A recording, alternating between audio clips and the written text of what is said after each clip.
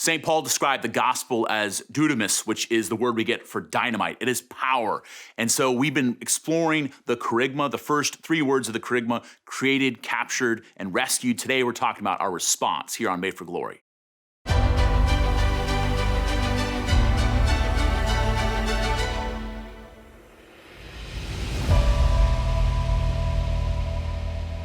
In Father John Riccardo's book, Rescued, he talks about the fourth word of the Kerygma, which is response, how we are called to respond to what God has done for us, the rescue operation that Jesus Christ has undertaken. And one of the things he points to, part of our response, is living, as in the words of C.S. Lewis, as agents of sabotage, that we are called to undo the works of the devil, that God, who is the rightful king, has entered into his kingdom, as it were in disguise, to liberate us into enemy-occupied territory, and that he invites us to be part of the resistance.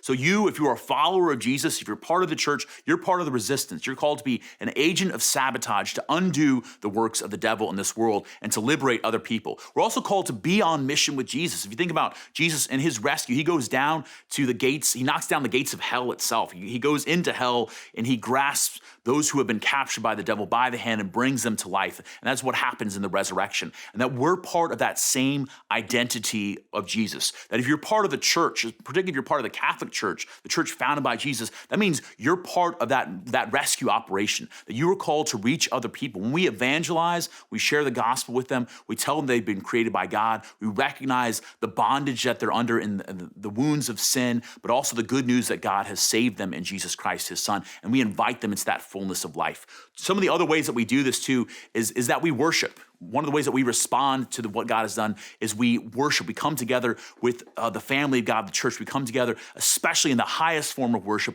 which is at the Mass, especially the most important day of worship, which is on Sundays, the Lord's Day. And we, together as the family of God, we worship him.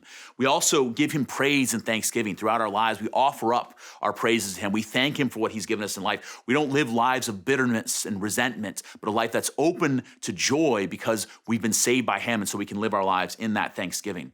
We also surrender. There are parts of our lives that still strive to be under the domination of the devil, and we're called to surrender that to the Lord. Maybe it's a habitual sin, maybe it's a relationship, that there's bitterness there, or brokenness, or lust, that we're called to hand that over to God so we can live in the freedom he desires for us and from us. And the last thing that we are called to do is we are called to be God's justice and mercy in this world. That we live in a world that is afflicted by sin, by injustice, by brokenness, by the wounds that people have inflicted, the hurts that people carry. And we're called to be that source of God's justice by the way we reach out to the poor, to those who have been hurt, to those who feel abandoned, so that they can know their worth and dignity, the worth and dignity that we have been reminded of and sealed in by God's rescue operation for us. Our response to him and the way that we live out the Kerygma each and every day is ensure that we share that good news and that dignity with others.